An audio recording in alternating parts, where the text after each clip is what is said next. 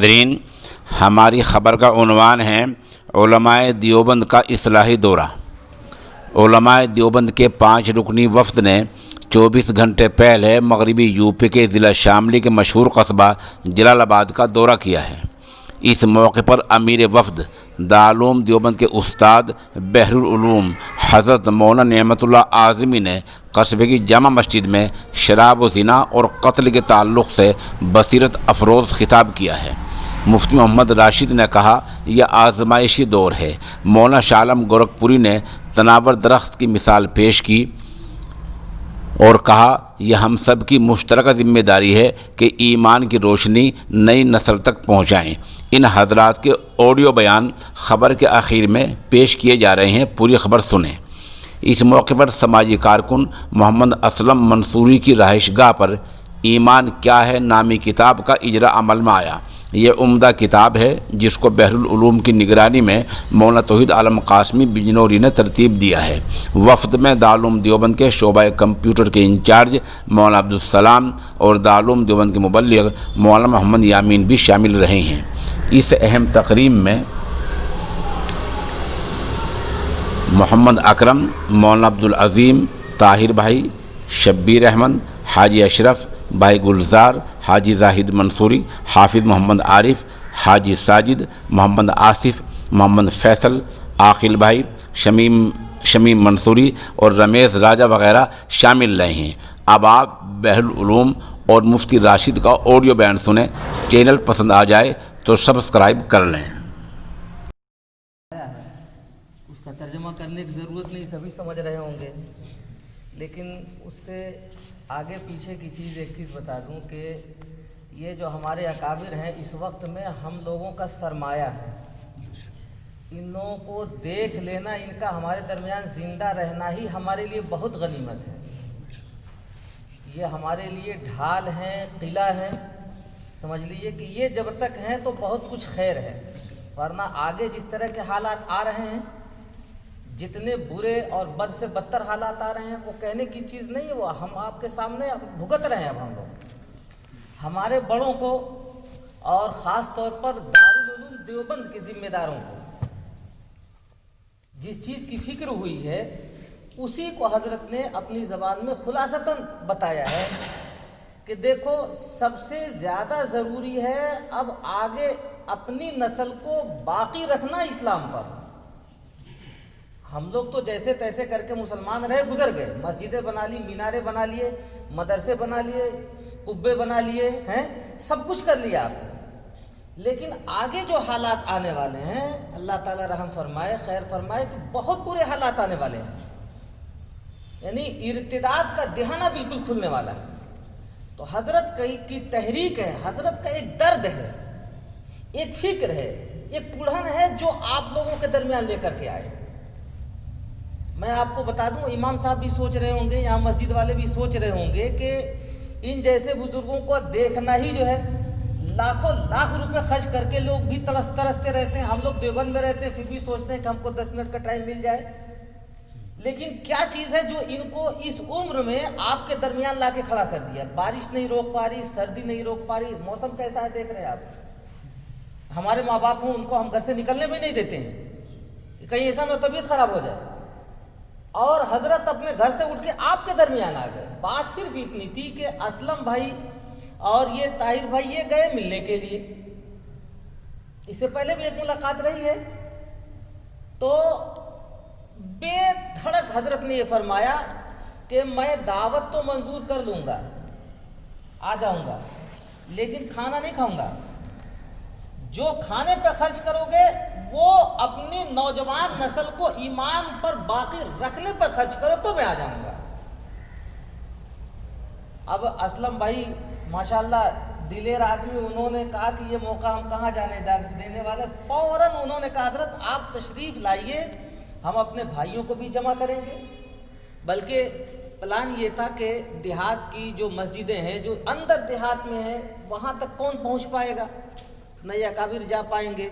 तो ख्याल ये था कि उन सबको यहीं बुला लिया जाएगा और बुला करके बाज़ाब्ता ये जो किताबचा है, ये असलम भाई यानी आप हजरात का کی یہ خوش نصیبی کہہ لیجئے، مقدر کہہ لیجئے، یہ اللہ کی طرف سے ایک اچھائی ہے، ایک نعمت ہے کہ راتوں رات یہ مولانا نے انتظام کروایا، تیار کروایا، اسلم بھائی کے نام پر ہی اس کو چھپوا کر کے باضابطہ لے کر کے آ گیا آپ کے درمیان، کہ زبان سے کہی ہوئی بات کچھ رہے گی ذہن میں، کچھ نہیں رہے گی، لیکن ہاتھ میں جو چیز رہے گی وہ تو پوری رہے گی نا۔ اس کی ہندی بھی آ جائے گی انشاءاللہ بہت جلدی۔ تو اس فکر کو لے کر کے حضرت آپ کے درمیان آئے کہ بھئی آپ تو جیسے تیسے گزار چکے، لیکن اب آگے آنے والی نسل کی فکر کرو، وہ کیسے رہیں گے مسلمان، اور یاد رکھو ایمان پر باقی رکھنا یہی سب سے بڑی کمال کی بات ہے۔ حالات تو آئیں گے، کتنے موسم آتے ہیں، سخت سردی آتی ہے، سخت گرمی آتی ہے، اسی میں باہر کا بھی موسم آتا ہے، آندھی آتی ہے، طوفان ہے، سب کچھ آتا ہے۔ تو اسی طرح سے اب اس وقت میں جو حکومت کا نظریہ ہے وہ صرف یہ ہے کہ کسی بھی طرح سے ان کو ایمان سے ہٹا دو۔ ہمارے بڑوں کی فکر ہے کہ کسی بھی طرح سے اپنے مسلمانوں کو ایمان پر باقی رکھنا ہے۔ تو آپ لوگ بھی اس کا حصہ بنیں گے؟ اتنا دھیرے سے کیوں کہہ رہے ہیں جیسے سردی لگ رہی ہے؟ زور سے کہیے اور پوری طاقت لگا کر کے کہیے، اور جان مال ہر اعتبار سے آپ تیار ہو جائیے۔ ایسا نہیں ہے کہ یہ چند لوگ ہیں بیٹھے ہوئے، یہ چند لوگ نہیں ہیں، ان کے پیچھے، ہر ایک کے پیچھے کم سے کم ایک گھرانہ ہے جو 150، 200، 250، 500 تک کا کنبہ اپنے پیچھے رکھتا ہے۔ اور کیا شادی بیاہ کے موقع پر دیکھا نہیں جاتا ہے، جب اس کا کنبہ جمع ہوتا ہے تو پتہ چلتا ہے کہ آدھا گاؤں ناکافی ہو جاتا ہے، شادی ہال ناکافی ہو جاتا ہے۔ تو آپ تنہا تھوڑے ہی ہیں، یہ کیوں سمجھ رہے ہیں کہ یہ چند لوگ ہیں؟ آپ کے پیچھے آپ کا کنبہ ہے جو 500 سے لے کے 5000 تک کی تعداد آپ اپنے پیچھے رکھتے ہیں۔ آپ اگر طے کر لیں گے تو چراغ سے چراغ جلتا چلا جائے گا۔ اور یوں ہی ہم سوچ لیں کہ زیادہ لوگ تو آئے ہی نہیں، تو کیا سب جمع ہوں گے؟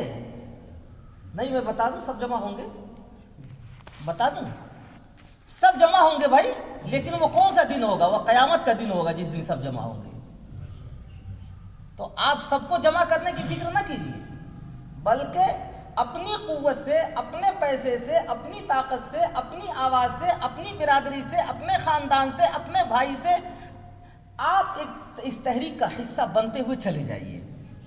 اللہ تعالیٰ کو جتنا اس میں خیر لینا ہوگا، مقدر ہوگا، وہ کر لیں گے۔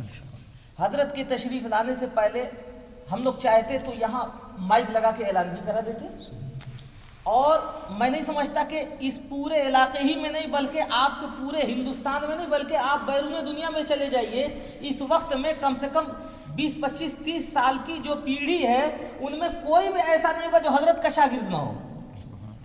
کسی مدرسے میں چاہے وہ محتمم ہو، چاہے ذمہ دار ہو، چاہے عالم ہو، چاہے حافظ ہوں، سب واسطہ بالواسطہ حضرت کے شاگرد ہوں گے اس وقت میں۔ اگر صرف ابھی جلال آباد میں معلوم ہو جائے تو میں سمجھتا ہوں کہ یہاں تل دھرنے کی جگہ نہیں ہوگی، لیکن حضرت نے اسی سادگی سے جیسے اپنی زبان میں بتا دیا کہ جب گئے اسلم بھائی تو کہا کہ کھانے پہ خرچ مت کرنا، میں کتابچہ تیار کرا رہا ہوں، اس کو لوگوں تک پہنچانے پہ خرچ کرو۔ اسی کی تکلیف حضرت بیان کر رہے ہیں کہ اسلم بھائی نے اتنا اللہ تعالیٰ نے ان کو ہمت دی ہے، توفیق دی ہے، اتنا شاندار کھانا کھلائے، تو حضرت کہہ رہے ہیں اس کو خرچ اس پہ نہ کرتے، اس پہ کرتے۔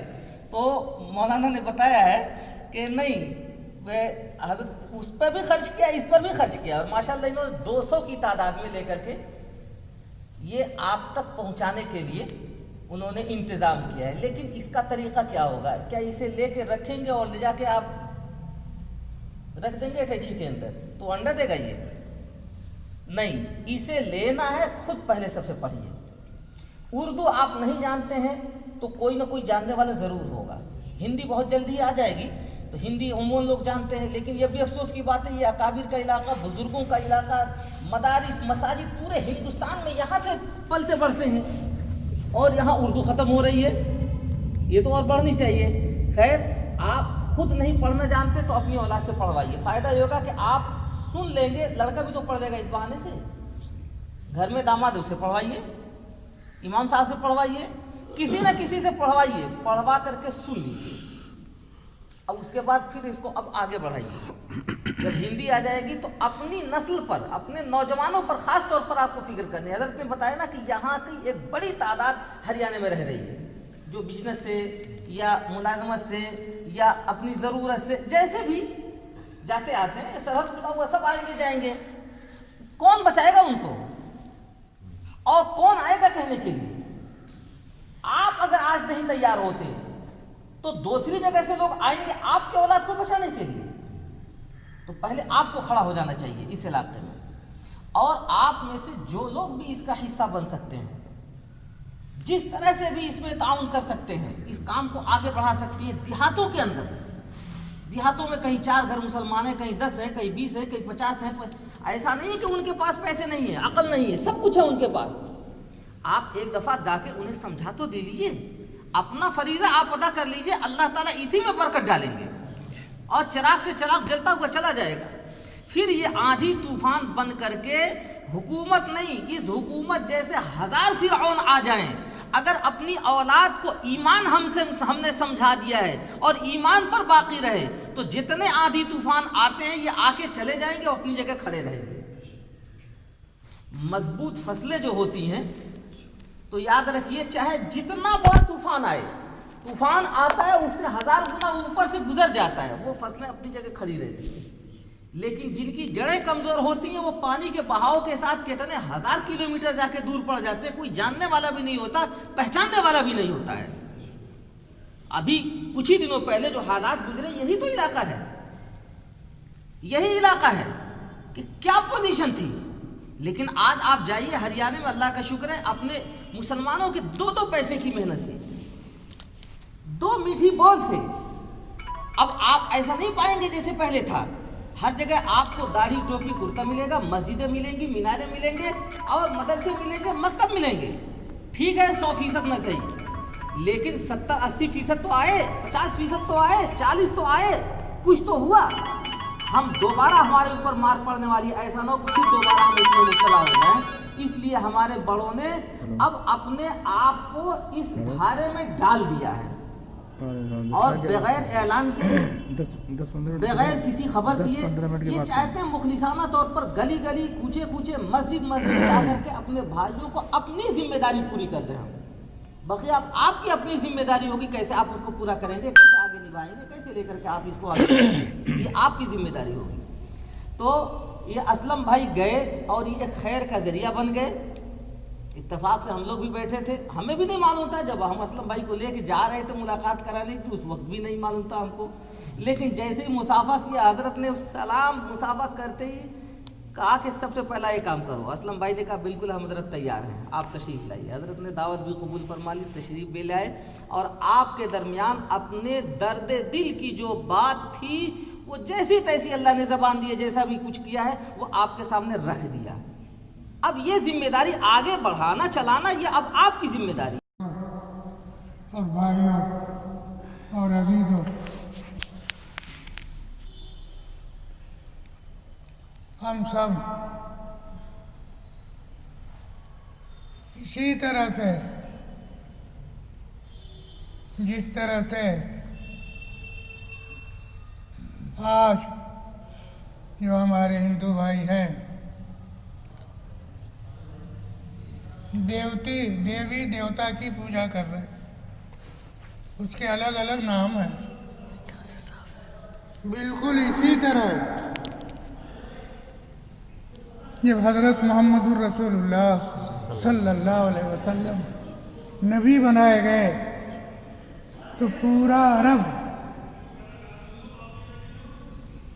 بت پرست تھا، بتوں کی پوجا کرتا تھا، اور خاص طور سے مکہ، جہاں محمد الرسول اللہ صلی اللہ علیہ وسلم پیدا ہوئے، وہ تو اس کا گھر تھا، اور یہ خانہ کعبہ کتنے لوگ گئے ہوں گے حج کرنے کے لیے، وہ کعبہ کو دیکھے ہوں گے، اس کے اندر ایک دو نہیں 360 بت تھے۔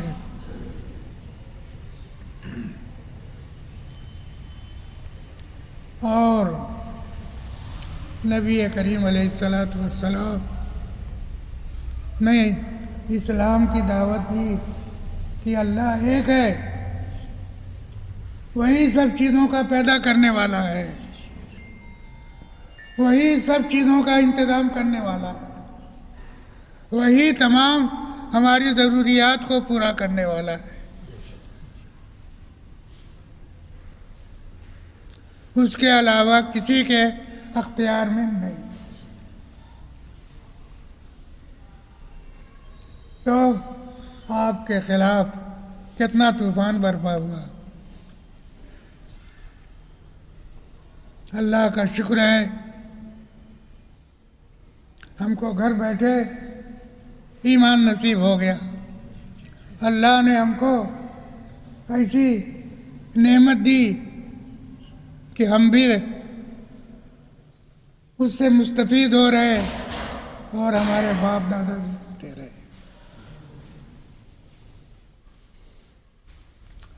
ہمارا مدتوں کا ان ہندو بھائیوں سے اب ہمارا ساتھ تھا اور ساتھ تو رہے گا۔ تو جس طرح رہنا چاہیے، آزاد ہندوستان جب ہوا تو سب لوگوں نے ہم سے زیادہ غیر مسلم جو اس زمانے کے اندر ان لوگوں کے رہنما تھے، پیشوا تھے، ان سب لوگوں نے یہ کہا کہ ہندوستان کے اندر امن سکون چین کے ساتھ آدمی اگر رہ سکتا ہے تو اس طرح رہ سکتا ہے کہ سب لوگ اپنے اپنے طریقے پر رہیں، اس میں کسی قسم کی چھیڑ چھاڑ نہیں ہونی چاہیے، جس کو آج کی سیاسی زبان میں کہتے ہیں کہ حکومت کا کوئی مذہب نہیں ہے، وہ سیکولر ہے۔ یہ ہمارے اور آپ کے فائدے کے لیے نہیں، وہ اپنے فائدے کے لیے۔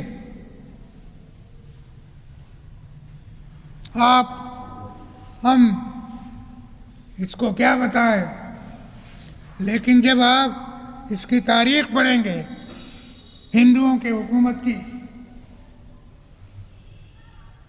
تو ہندو بحیثیت ہندو جو حکومت کیے ہوئے ہیں، راجا اشوک یہ ہندو نہیں تھا، بودھ تھا، اس کی حکومت تو بڑی لمبی رہی۔ ان کے بعد تھوڑی بہت ان کی حکومتیں تھوڑی بہت رہی، مگر جہاں حکومت رہی زیادہ دن تک نہیں رہی، اس لیے کہ ہندوؤں کے اندر تو مختلف طبقے ہیں، ایک برسر اقتدار ہے تو دوسرا کہتے رہے، دوسرا اس کے پیچھے۔ جیسے آپ دیکھتے ہیں اس وقت آپ کے مسلمانوں کے خلاف آپ کے NRC اور کیا کیا، لیکن ادھر آپ کے مقابل میں آ گئے۔ اس وقت تو وہ اپنے ہی سے نمٹ رہے۔ تو بھائی اقتدار تو ایسی چیز ہے کہ آپ ہی کے پاس کیوں رہے گا، ہمارے پاس کیوں نہیں رہے گا؟ اس لیے کبھی یہ حکومت کامیاب نہیں ہوئی۔ کامیاب اسی وقت میں رہی جب ایک اپنا دشمن الگ تجویز کر لو، سب لوگوں کو اسی کی طرف متوجہ کر لو۔ تو آپ کی یہ حکومت آپ کے یہی کام کر رہی ہے۔ ہم اس وقت کیا کر سکتے ہیں؟ ہم کمزور ہیں، طاقتور نہیں ہیں، کسی حیثیت سے نہیں ہے۔ اس لیے اس وقت ہم کو جو ضرورت ہے اس بات کی کہ ہم اپنے ایمان کو باقی رکھیں، اس کو مضبوط بنائیں، اس کے اندر کسی قسم کی کمزوری نہیں آنی چاہیے۔ اگر ہم اپنے ایمان پر مضبوط رہیں گے تو کوئی کچھ نہیں کر سکتا ہے. تھوڑی بہت آپ کے مصیبت آ سکتی ہے، تکلیف ہو سکتی ہے، مگر ان مع العسر یسرا، اللہ تعالیٰ کا یہ قاعدہ اور قانون ہے کہ آپ کے جب مشکل پیش آتی ہے تو اللہ تعالیٰ اس کے بعد آسانی پیدا کرتا ہے. اور دوسری چیز، ہندوستانی قوموں میں پرانے زمانے میں تو ٹھیک مان لیا جا سکتا ہے، اس لیے کہ راجہ اشوک جو تھا اس کا دارالسلطنت تو پٹنہ تھا جو بہار کہلاتا ہے.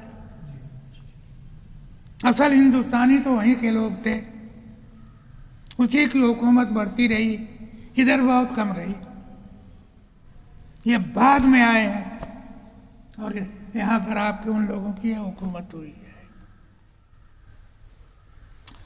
تو میرے کہنے کا یہ مطلب ہے کہ وہاں سے حکومت کرنے کا جو آپ کے ہوتا ہے ایک طرح سے ختم ہے. اس وقت تو یہی حلقہ ہے مراد آباد سے لے کر کے دلی تک کا. انگریزوں کے زمانے میں بھی ایسے ہی ہوا، بعد میں بھی ایسے ہی. سن 47 میں کیا ہوا کیا نہیں ہوا آپ میں سے جو زیادہ عمر والے ہوں گے آپ کے وہ اچھی طرح سے واقف ہیں، مگر اس کے بعد سنبھل گئے. اس بات سے اس اعتبار سے بھی آپ لوگوں کی یہ ذمہ داری ہے کہ آپ لوگ اپنے ایمان کو کیا کریں، قوی کریں، مضبوط کریں، اور اپنی اولاد کے ایمان کو مضبوط کریں، اور آپ کے اپنی زندگی اسلامی بنائیں. آپ کے دیکھیے، جب شراب، تاڑی، نشہ کی چیز آئے گی تو جہاں تاڑی، شراب، نشہ آئے گا وہاں زنا بھی آئے گا. یہ ممکن نہیں ہے کہ آپ کے اندر، آپ کے جس قوم میں نشہ کی عادت ہو جائے وہاں زنا نہ ہو. اب جب زنا آئے گا تو قتل و غارت بھی ہوگی، قتل کرنا بھی ہوگا. یہ تینوں ایک ساتھ ہیں. یہاں آ کر کے مجھے معلوم ہوا کہ ہمارے نوجوانوں کے اندر آپ کے اس کی طرف سے آپ کے زیادہ مبتلا ہو گئے. یہ تو آدمی کو نہ دین کا رکھتا ہے نہ دنیا کا رکھتا ہے. جب شراب کی عادت ہوگی نہ آپ کی بہو محفوظ رہ سکتی نہ کچھ، اور اس کی بنا پر قتل بھی ہوگا.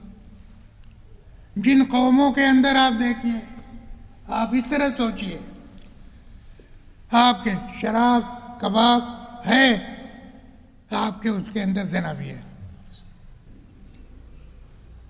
اور نبی کریم علیہ السلام نے تو ہم سے فرما دیا ہے جتنی قیامت قریب آئے گی اتنے ہی زیادہ شراب کی کثرت ہوگی، زنا کی کثرت ہوگی، قتل کی کثرت ہوگی. آپ جتنے 1000 برس پہلے 2000 آپ کے کہہ گئے، لیکن آپ دیکھیے،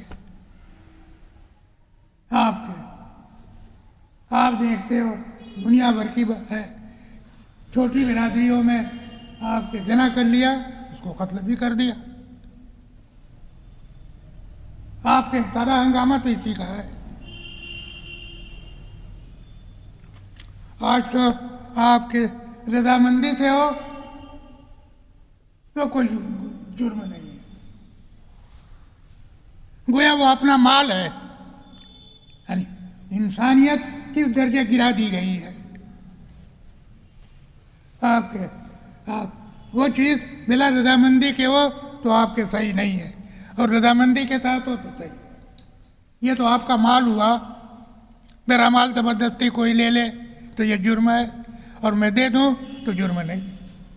یہ کیا مطلب ہوا؟ تو یہ تو آدمی کو، انسانیت کو ایک دم سے گرا دیتے ہیں. ہم کو جانور بناتے ہیں، اس سے جانوروں کی خرید و فروخت ہوتی ہے. تو بہرحال ہم کو اس کی طرف توجہ دینی چاہیے. اور اس وقت خاص غرض آپ کے ہمارے مہمان، ان کی خاطرداری ہم نے تو اسی لیے منظور کیا. ہم چاہتے نہیں ہیں، نہ ہم تقریر کرتے ہیں اور نہ ہم تقریر کے لائق رہ گئے. کوشش بھی کریں تو آواز بھی ہمارا ساتھ نہیں تھی، لیکن ہم نے کہا بھائی یہ کتاب آپ کے لکھی گئی ہے، مولانا نے مرتب کیا ہے اور ہم اس کے پیچھے بھی رہے آپ کے. اس کے لیے آپ جو ہے لیجئے، نوجوانوں کو دیجئے، وہ پڑھیں، آپ بھی پڑھیں، سب لوگ پڑھیں اور اپنے اپنے ایمان کو مضبوط رکھیں. اسی لیے ہمارا آنا بھی ہوا تھا. ورنہ آپ کے ہم تو آج سے 40 برس سے ہیں، مگر ہم تو کبھی نہیں آئے. تقریر کرنے کی ہماری عادت نہیں ہے، مگر ہم صرف اسی لیے آئے ہیں. اور یہ کہ اس کا آپ کے ارادہ تو پہلے یہ تھا کہ وہ آپ کے ہندی بھی آ جائے تو دونوں ایک ساتھ لے کر کے چلیں گے.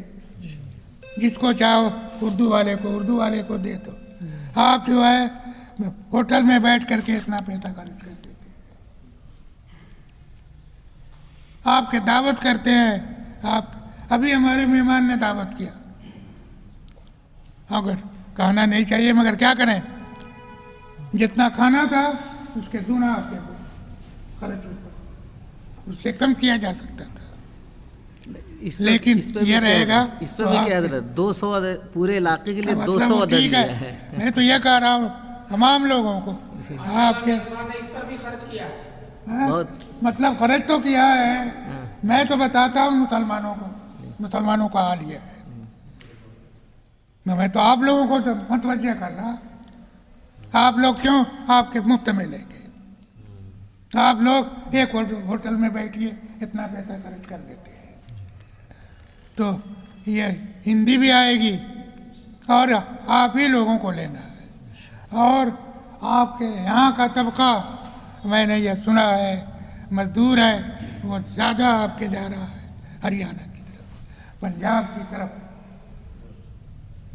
تو میری یہ خواہش ہے، میں یہ سمجھتا ہوں کہ ان لوگوں کو بھی دینا چاہیے جن کے لوگ ہیں، وہ پڑھیں، خود بھی ان کا ایمان مضبوط رہے، دوسرے لوگوں کے ساتھ رہیں گے تو آپ کے وہ بھی پڑھ سکتے ہیں.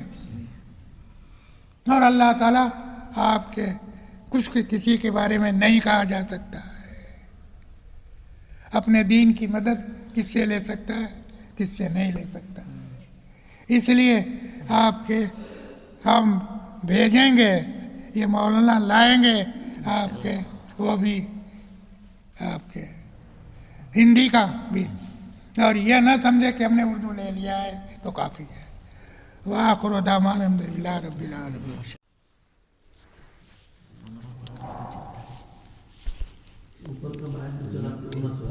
اوپر کا بند کر دیں.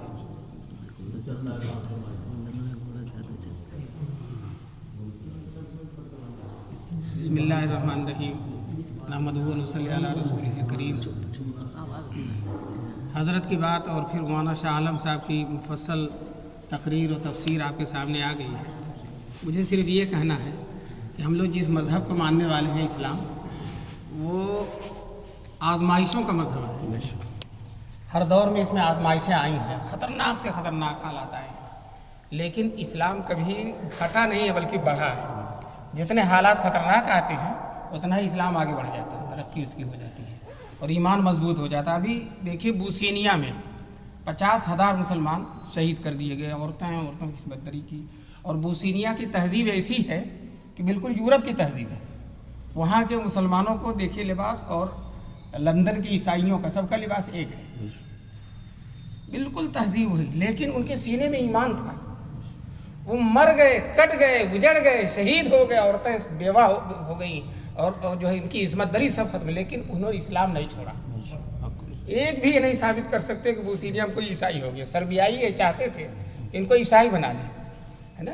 اس پر کسی شاعر نے اسی زمانے میں کہا تھا کہ کسی نے دامن وحدت نہ چھوڑا، کسی نے دامن وحدت نہ چھوڑا، کوئی سر پیش باطل خم نہیں. کٹ گئے لیکن وہ جھکے نہیں. الحمدللہ ہم تو ان سے بہت اچھی حالت میں ہیں. ہمارے یہاں علماء ہیں، مدارس ہیں، اور اس وقت دنیا کی ایک روح دارالعلوم دیوبند ہے، اور تبلیغی جماعت ہے، سارے دین کے مراکز ہیں، ایسے ایسے علماء ہیں. انشاءاللہ ہمارا کچھ ہونے والا نہیں. لیکن ایک شرط ہے کہ ایمان کی اپنی قدر کیجئے، اس دولت کو پہچانیے، اور یہ سمجھیے کہ کائنات کی سب سے بڑی دولت یہی ایمان ہے. کچھ بھی نہ رہے ہمارے پاس اور ایمان رہے تو سب کچھ ہے ہمارے پاس، اور سب کچھ ہے اور ایمان نہیں ہے تو کچھ بھی نہیں ہمارے پاس. تو ہم اپنے اور اپنے نسلوں کی ایمان کی حفاظت کریں. اور یہ جو تھپیڑے آ رہے ہیں، جو حالات آ رہے ہیں، ہم ان سے بہت خطرناک حالات دیکھ چکے ہیں. صدیوں سے زلزلوں کے مقابل رہے ہیں ہم، صدیوں سے زلزلوں کے مقابل رہے ہیں ہم. ایمان مضبوط ہوگا انشاءاللہ اللہ تعالیٰ کی مدد ہمارے ساتھ ہوگی. اور جو ہمیں دفن کرنا چاہتے ہیں وہ ایسا دفن ہو جائے گا کہ نام و نشان نہیں رہے گا، اور ہم انشاءاللہ قیامت تک باقی رہیں گے. ہمارے حضور نے دعا کیا کہ میری امت کو کوئی ظالم، کوئی درندہ، کوئی جو ہے قتل کرنے والا خونخوار میری امت کو ختم نہ کر سکے. تو دوستو کوئی رہے یا نہ رہے ہم تو رہیں گے انشاءاللہ. ہمارے ساتھ ہمارے نبی پاک صلی اللہ علیہ وسلم کی دعا ہے. لیکن بس وہی شرط ہے، انتم الاعلون ان کنتم مؤمنین. تم سربلند رہو گے، غالب رہو گے. اللہ کا حکم ہے، اللہ کا حکم غلط نہیں ہو سکتا. ایک ہی شرط ہے، کیا ہو جاؤ؟ مومن ہو جاؤ، ایمان کے تقاضوں پر چلو. تو یہی مولانا کا یہی پیغام ہے. اور اس بڑھاپے میں، اس کمزوری میں، جیسے حضرت شیخ الہند رحمۃ اللہ علیہ، ان کی خواہش یہ تھی کہ میں پورے ہندوستان میں دورہ کروں اور ایک ایک کو جو ہے اپنا پیغام پہنچاؤں اللہ اور اس کے رسول کا. وہی جذبہ ہے مولانا. جو ہے سیڑھی سے اترنا اور جو ہے مسجد جانا یہ بھی دشوار ہے، لیکن اللہ تعالیٰ سب کرا یہاں تک چلے آئے. اسی تڑپ میں، اسی جو ہمارے اپنے بزرگوں کا شیوا رہا ہے، ایمان کے لیے جو ہے ہر وقت قربانی دینے کے لیے تیار ہوتے ہیں. ہر چند پیر و خستو بس ناتواں شدم، ہر چند پیر و خستو بس ناتواں شدم، آگے نظر بروئے تو کردم جمع شدم. جب دین کا مسئلہ آ جاتا ہے تو ان کے اندر گروہ پیدا ہو جاتی ہے. بتائیے، شیخ الہند بڈھے تھے لیکن پوری حکومت ڈر رہی تھی، پوری حکومت ڈر رہی تھی. کیوں؟ کہ ان کے اندر ایمان کی قوت تھی. تو دوستو بس یہی ہم کو اپنے ایمان کی حفاظت کرنا ہے، اور مولانا کے یہاں آنے کے آپ لوگ علاج رکھیے اور اس کی قدر کیجیے. اور آپ اس کتاب کے ذریعے اور اس کتاب کا جو پیغام ہے اس کو زبانی بتلائیے، اپنی دکانوں پر رکھیے، اپنے جہاں آپ کا مرکز ہو، جہاں رہتے ہوں، جو آئے اس کو دیجیے. اور پنجاب ہریانہ میں زیادہ پہنچائیے انشاءاللہ. وہاں مزدور ہیں اور وہاں کے لوگ. اور آج کل یہ سیدھے سیدھے ہم سے نہیں کہیں گے کہ تم ہندو ہو جاؤ، یہ نہیں کہیں گے، لیکن کہیں گے ہماری تہذیب اختیار کرو. RSS کا یہی ہے کہ ہندو ہونے کا مطلب ہے ہندوؤں کی تہذیب ہے، اور جس قوم کی تہذیب اختیار کرو گے اسی میں ہو جاؤ. تو من تشبہ بقوم فہو منہم، حدیث میں رسول پاک میں جو کسی قوم کی مشابہت اختیار کرتا ہے اسی میں ہو جاتا ہے. تو ہم ہندو نہ ہوں لیکن ہندوؤں کے تہواروں میں، رسم و رجموں میں شریک ہو جائیں اور ان کو اچھا سمجھیں اور اس پہ خوشی کا اظہار کریں، تو گویا کہ ان کی تہذیب میں چلے گئے. اور جب تہذیب میں چلے گئے تو ہم ہندو ہو گئے. اللہ تبارک تعالیٰ ہم کو ہندو مذہب سے بھی بچائے اور ہندو تہذیب سے بھی بچائے، اور اسلام پر رکھے اور اسلام کی تہذیب پر رکھے. اللہ تعالیٰ ایمان تو دل میں جو کیفیت ہے اس کا نام ہے، اور ہماری جو تہذیب ہے، نماز روزہ اور جو یہ اسلام ہے، اللہ تعالیٰ ہمیں ایمان پر بھی باقی رکھے اور اسلام پر بھی باقی رکھے. وآخر دعوانا الحمدللہ. اب حضرت دعا کریں، دعا بھی کریں. اللہم صلی علی سیدنا مولانا محمد وعلی آلہ وصحبہ وبارک وسلم. ربنا ظلمنا انفسنا وان لم تغفر لنا وترحمنا لنکونن من الخاسرین. اللہ ہم سب کے گناہوں کو معاف فرما دے. کریم ہم سب کو اپنی مرضیات پر چلنے کی توفیق نصیب فرما دے. اللہ جس پیغام کو لے کر تیرے بندے آئے ہیں یہاں، اس پیغام کو عام فرما دے. اللہ مسلمانوں کو کے ایمان کو مضبوط فرما دے. اللہ ان کو رسول پاک و صحابہ کرام اور بزرگان دین کی تہذیب پر چلنے کی توفیق نصیب فرما. قرآن و حدیث نے جو ہمیں تہذیب دی ہے اور جو ہمیں جو پیغام دیا ہے الہ العالمین اس پر ہم سب کو چلنے کی توفیق نصیب فرما۔ اللہ ہماری نسلوں کی حفاظت فرما۔ اللہ ہمارے بچوں کو بے دینی سے، ایمان کی دوری سے، ایمان سے دوری سے، اور جو ایمان کے مخالف اور ایمان کے خلاف جو چیز ہے ان سے بچنے کی توفیق نصیب فرما۔ اللہ آج کل خاص طور سے جو نشہ ہے، نشہ اس کو ام الخبائث کہا گیا ہے، الہ العالمین مسلمانوں کو، مسلمان بچوں کو، اے اللہ نئی نسلوں کی اس سے بچنے کی توفیق نصیب فرما۔ اور ہم سب کو ان لوگوں کو، اپنے نسلوں کو بچانے کے لیے وہی فکر کرنی چاہیے جو ہمارے بزرگوں نے کیا ہے، اللہ اس کی ہمیں توفیق نصیب فرما۔ جس طرح سے ہم کو اپنے بچوں کی فکر ہے، اسی طرح سے قوم کے سارے بچوں کی فکر ہمارے دل کے اندر ڈال دے۔ اللہ مولانا کی عمر میں، صحت میں برکت نصیب فرما، ان کے فیوض و برکات میں برکت نصیب فرما۔ پیرانہ سالی کے باوجود یہاں آئے ہیں، اس آنے کو قبول فرما لے۔ اللہ ان کے فیوض و برکات سے ہم سب کو زیادہ سے زیادہ مستفید ہونے کی، اور اس جذبے سے، جس جذبے کے تحت یہ آئے ہیں، اللہ ہم سب کو اس جذبے سے سرشار فرما دے۔ اللہ اپنے نبی پاک صلی اللہ علیہ وسلم کی برکت سے ہماری دعا قبول فرما لے۔ سبحان ربک رب العزت عما یصفون وسلام علی المرسلین والحمد للہ۔